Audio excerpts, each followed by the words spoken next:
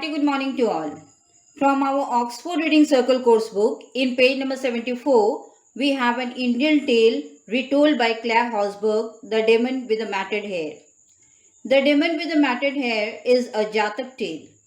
Jatak tales are a voluminous body of literature native to India concerning the previous births of Gautam Buddha. These are the stories that tell about the previous lives of Buddha in both human and animal form. Students, before laying the foundation of the story, let's talk about the characters. The story, The Demon with the Matted Hair, has 6 characters. Number 1, Brahmadatta, who is the king of Banaras. Number 2, Brahmadatta's chief queen, whose name is not mentioned in the story.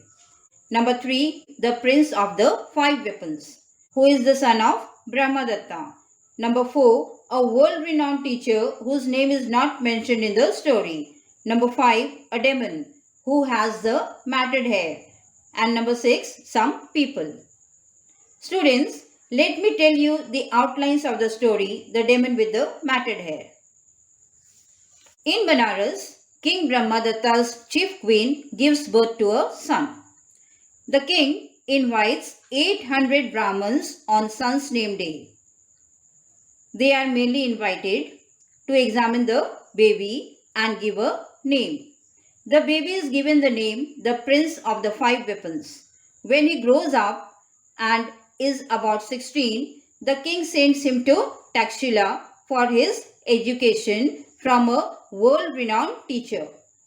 On his returning back to Banaras, the prince meets the demon with the matted hair. He challenges the demon. He makes him frightened that there is a thunderbolt in his belly. The demon is amazed seeing the prince's bravery. The prince tells the demon 5 advantages and 5 disadvantages of human behaviors related to the life. The demon is impressed by the words of the prince. He promises not to harm any men later and adore the deity. The prince returns to Banaras. After the death of the king, he becomes the king of Banaras. Students, now let's step into the lesson. Welcome back to the story, The Demon with the Matted Hair, retold by Claire Horsburgh. Once upon a time, when Brahmadatta was king of Banaras, the Bodhisattva was born as son of his chief queen. On the baby's name day, the king and the queen had invited 800 Brahmins to the feast. They were the chosen one who were well known for their ability to read the lucky marks on a baby's skin. They had the ability to predict the future too.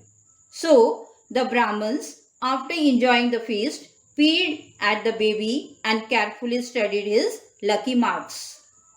One of the Brahmins stood and announced, "Full of goodness, great king, is your son, and when you die, he will become king. He shall be famous and renowned for his skill with the 5 weapons and shall be the chief man in all India." So, what was the result? The Brahmins gave the baby the name, the Prince of the 5 Weapons. Which 5 weapons were they? They were sword, spear, bow, battle axe and shield. When the prince was of 16, he was a confident, healthy young man. Then what happened? One day the king called his son and told him that the time has arrived and he, means the prince, have to go to complete his education. Where was the prince sent? He was sent in the kingdom of Gandhara, in the city of Takshila. In that particular place, a far-famed teacher was there. And from that renowned teacher, the king wished his son to be learned. The prince obeyed his father's words. Then he was given 1,000 pieces of money as a fee for his teacher and sent off. The young prince departed and was educated by his teacher. He learned to use the 5 weapons and became stronger, faster and more precise. Besides developing his skills, he learned the disadvantage of 5 kinds of wickedness and the profit of 5 kinds of virtue. As the period of learning passed by, his mind was fed with knowledge. Then, when the time came for him to graduate, he received the 5 weapons from his teacher as a gift. After getting the gift from the teacher, the prince thanked his teacher and bade him farewell and began his journey to Banaras armed with the 5 weapons. On his way, he came to a forest inhabited by the demon with the matted hair. At the entering in of the forest, some people saw him and wanted to stop him. They cried out to keep clear of that wood. They told him there's a demon called the matted hair. He kills every man he sees. But the prince did not stop his steps. Having confidence in himself, he went straight on, fearless as a maned lion. Then what happened? When the prince reached the mid-forest, the demon showed himself. Next, what did the demon do? He made himself as tall as a palm tree. His head was the size of a pagoda. His eyes as big as saucers, and he had 2 tusks all over knobs and barbs. He had the face of a hawk, a variegated belly, and blue hands and feet. This was the description of the matted hair demon. Now, the prince, as he was trotting in his normal way, the demon shouted at him and asked him where he was going. He told him to stop. Why? Because as a demon, he was pleased to get a young man today. He would become a meal for him. Not simple one, but delicious, the most tasty one. On the other hand, the prince neither screamed nor scared. He was almost normal. He advised the demon to be careful. Then he carried his words that he has a poisoned arrow. If he shoot at him, it would knock him down at once. He threatened the demon. He fitted an arrow dipped in deadly poison and let it fly. The arrow stuck fast in the demon's hair. Then he shot and shot till he had shot away 50 arrows, and they all stuck in the demon's hair.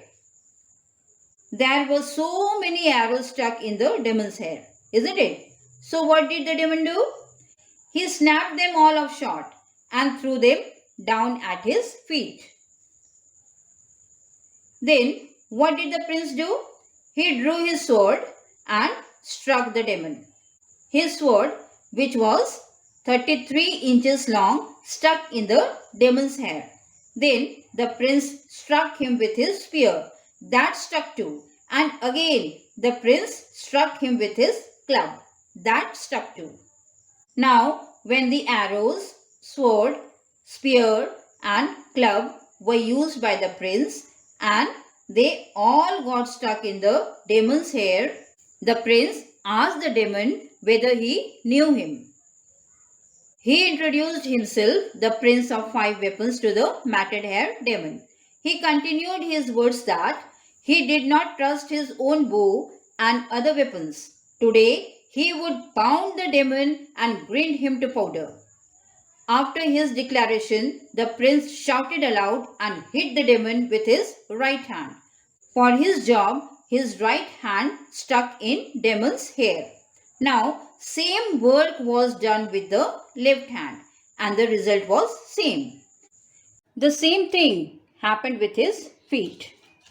Then he butted at him with his head, crying that he would pound the demon to powder, and for this his head stuck like the rest.